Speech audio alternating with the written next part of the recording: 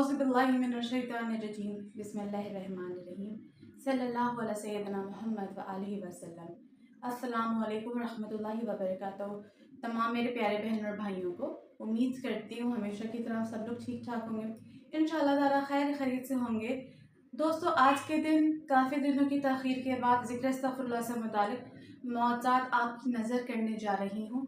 उम्मीद है ज़रूर इंतज़ार, आपका सब्र जो है वो ज़रूर रंग लाएगा। जब आप एक मोटिवेशनल स्टोरी सुनेंगे तो आपका दिल बाग बाग हो जाएगा। जिस बहन ने ये वाक़या ज़िक्र अस्तग़फ़िरुल्लाह से मुतालिक अपनी लाइफ का ये मुशाहिदा मेरे और आपके साथ शेयर किया है, वो पाकिस्तान के एक छोटे से शहर से ताल्लुक़ रखती हैं। लिखती हैं ईमेल के ज़रिए, अस्सलाम वालेकुम सिस्टर राबिया। सबसे पहले तो मैं इस बात से शुरू करती हूँ अपनी ईमेल कि अगर ज़िक्र अस्तग़फ़िरुल्लाह मेरी ज़िंदगी में शामिल ना हुआ होता तो मेरी ज़िंदगी आज तक परेशानियों के अंधेरे में खामोश कहीं गुम हो चुकी होती। ये अल्लाह की बड़ी मेहरबानी है कि अल्लाह ताला ने ज़िक्र अस्तग़फ़िरुल्लाह से मुझ जैसी एक नाअहल लड़की को रूबरू करवा दिया। अब शुरुआत करते हैं इस हिस्ट्री की, मिरेकल स्टोरी की। मुझे यकीन है आगे बढ़ने से पहले आप लोगों को ज़रूर पसंद आने वाली है मिरेकल स्टोरी। काफ़ी दिनों की ताख़ीर के लिए माज़रत, इंशाअल्लाह ताला कोशिश करूँगी अपनी बिज़ी स्केड्यूल में से आप लोगों के लिए ज़रूर टाइम निकाल सकूँ। सिस्टर कहती हैं कि यूँ तो हमारा घराना मजहबी घरानों में से शामिल था, ताल्लुक़ रखता था, लेकिन मेरी लाइफ जो थी, मेरे और मेरे बहन भाइयों की, मेरे पेरेंट्स समेत, हम लोग इतने ज़्यादा नमाज़ी परहेज़गार नहीं थे। हम खुद ये समझते थे कि हम दीन को फॉलो कर रहे हैं, लेकिन अक्सर हम उन लोगों में शुमार किए जाते थे जो कभी कभी बल्कि अक्सर औक़ात नमाज़ों के क़ज़ा होने की वजह से परेशान नहीं हुआ करते थे। कभी हम 4 वक्त की नमाज़ पढ़ लिया करते थे, कभी 3 वक्त की, और कभी टाइम नहीं मिलता था तो इससे भी कम, लेकिन हमें इससे फ़र्क नहीं पड़ता था। इसके अलावा या इसके बावजूद भी हम अपने आप को नमाज़ी और परहेज़गार लोगों में शामिल करते थे। ये हमारी सोच थी या कम अक्ली, यूँ कह लीजिए कि हमें अंदाज़ा ही नहीं था कि नमाज एक वक्त की कज़ा करने वाला नमाजियों में शुमार नहीं किया जाता। नमाज कायम करने वाले को वो भी 5 वक्त की नमाजी कहा जाता है। आगे कहती हैं कि इसी तरह मेरी ज़िंदगी गुजर रही थी। नमाज़ें मैं छोड़ छोड़ के पढ़ा करती थी, कॉलेज में जाती थी और मेरी प्रायोरिटी ये होती थी कि सबसे पहले जो फ़ैशन आए वो मैं कर लूँ, सबसे पहले जो गैजेट आए, कोई मोबाइल है, कोई स्मार्टफ़ोन आए, मैं ख़रीद लूँ। ज़िंदगी की हर ख्वाहिश मेरे वालिदैन मेरे लिए पूरी करते थे। मुझे कोई ट्रबल नहीं होती थी, कोई मसला मसाइल पेश आता ही नहीं था। सबसे अच्छा फ़ैशन मैं करती थी, हर तरीके का सबसे ज़्यादा फ़ैशनेबल लड़की मैं शुमार की जाती थी कॉलेज की। इसी तरह मेरी ज़िंदगी कहती हैं गुज़र रही थी। लेकिन जब रात की तन्हाई में मैं अपने कमरे में बैठी होती थी तो एक अजीब सा खालीपन मुझे अंदर से खा जाता था। जब मैं शीशे में खुद को देखती थी तो यूँ तो मुझ में कोई कमी नहीं थी, लेकिन अंदर ही अंदर मुझे अपने अंदर एक खालीपन, एक स्पेस सा महसूस होता था। कोई ऐसी कमी जो मुझे तंग किए रखती थी, मुझे अंदर से खुश नहीं होने देती थी, और मुझे ये लगता था मेरी ये सोच जो है मुझे कहीं ना कहीं अंदर से ख़त्म कर रही है। मैं किसी को समझा भी नहीं सकती थी, क्योंकि बहुत सारे लोग मुझे हैप्पी गो लगी नेचर वाली लड़की समझते थे जिसको कोई प्रॉब्लम ही नहीं है। लेकिन अंदर जो चीज़ मेरे चल रही थी, खुशी नहीं थी, महसूस ही नहीं होती थी खुशी। शायद जो खुशियाँ आम लोगों के लिए खुशियाँ थी वो मेरे लिए खुशियाँ नहीं थी, और ये मेरे लिए बहुत बड़ी चीज़ थी। वक्त ऐसे गुजर रहा था और मैं अंदर ही अंदर घुलती जा रही थी, ये कोई मामूली बात नहीं। कहती है एक दिन मैं कॉलेज की लाइब्रेरी में बैठी थी गुमसुम सी। मेरी दोस्तें उस दिन मेरे साथ नहीं थी, वो कॉलेज की कैंटीन में मौजूद थी। मैं कॉलेज की लाइब्रेरी में बैठी थी, कुछ लड़कियां मेरे बराबर में बैठी थी, उन्होंने बुक्स इशू करवाई हुई थी। उनमें से एक लड़की ने एक बुक इशू करवाई थी जिसका नाम था इस्तग़फ़ार की बरकतें। छोटी सी बुकलेट थी। वो लड़की पढ़ने के बाद जब वापस करने लगी बुक, तो मैंने न जाने क्यों उससे वो बुक मांग ली और मैंने उससे कहा कि मैं ये बुक रिटर्न कर दूँगी, तो मुझे पढ़ने के लिए दे दो। उसने मुझे वो बुकलेट दे दी। मैं उसको खाली दिल के साथ उलट पलट कर देखने लगी वो बुकलेट। उस बुकलेट की जो फ्रंट पेज था, उस पे लिखा था, उस पे क्या लिखा था, उस पे एक हदीस लिखी थी ज़िक्र अस्तग़फ़िरुल्लाह से मुताल्लिक़। वो हदीस मैंने और आपने ज़रूर सुन रखी होगी।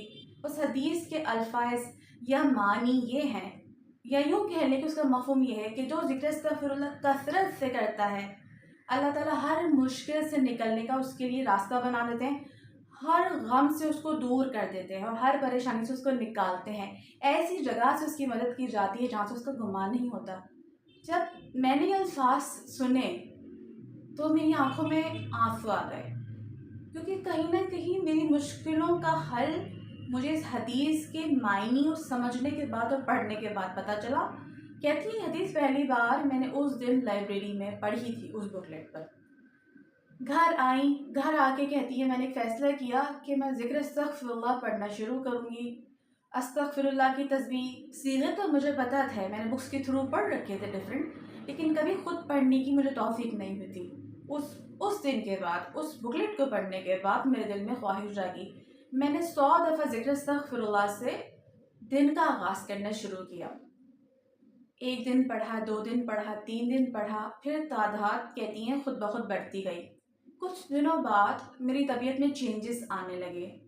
मैंने खुद को ये महसूस किया कि मेरे अंदर नमाज़ों की पाबंदी, नमाज़ों के लिए तरजीहात, प्रायोरिटी बनती जा रही है।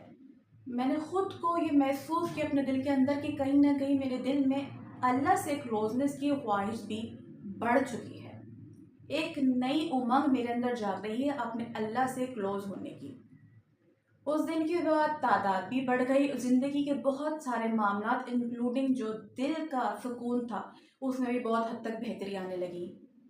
अब कहती हैं कि ज़िंदगी में कुछ उतार चढ़ाव आ रहे थे। उन्हीं दिनों की बात है जब मैंने ज़िक्र अस्तग़फ़िरुल्लाह शुरू किया था, तो उन्हीं दिनों कुछ रिश्ते आ रहे थे। उससे पहले भी कुछ रिश्ते आए थे, कुछ उन लोगों ने रिजेक्ट कर दिया, जो कुछ बाकी आए कुछ मेरे घर वालों ने रिजेक्ट कर दिया। इस तरह मेरी उम्र गुजरती जा रही थी। हमारे घरों में हालांकि कहती हैं जल्दी शादी हो जाती है, लेकिन मेरी उम्र काफ़ी हो चुकी थी।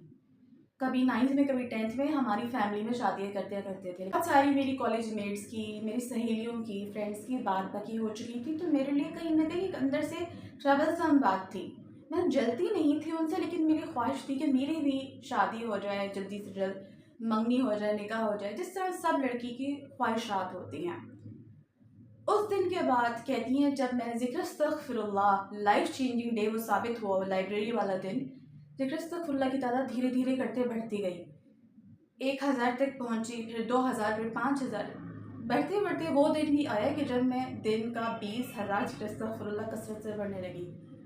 जब 20,000 पे पहुंची तो तब तक मेरी पाँचों की पाँचों नमाज की पाबंदी हो चुकी थी। न सिर्फ ये, बल्कि मैं तहज्जुद भी पढ़ना शुरू हो गई थी। मैं कुरान शरीफ भी सीखने लगी थी सही तलफ़्फ़ुज़ के साथ पढ़ने के लिए, तजवीद के साथ। मैंने एक टीचर हायर कर लिए थे अपनी अम्मी अब्बू को बताकर, ताकि मैं सही तरीके से बगैर गलती के कुरान शरीफ पढ़ूँ। उसी हफ्ते, जिस हफ्ते ये चीज़ें चल रही थी, जब मैं अपने लिए टीचर हायर करवाया, तो कहती हैं 2 से 3 गुजरे थे तो एक ऐसा रिश्ता आया जो कि अब तक के आने वाले रिश्तों में सबसे बेहतरीन रिश्ता था। और इस बार कोई परेशानी ना हुई, ना उनकी तरफ से ना हुई, ना हमारी तरफ से। बहुत आसानी से वो रिश्ता तय हो गया। कहती है अल्हम्दुलिल्लाह खैर खैरियत के साथ 1 साल बाद मेरी शादी हो गई।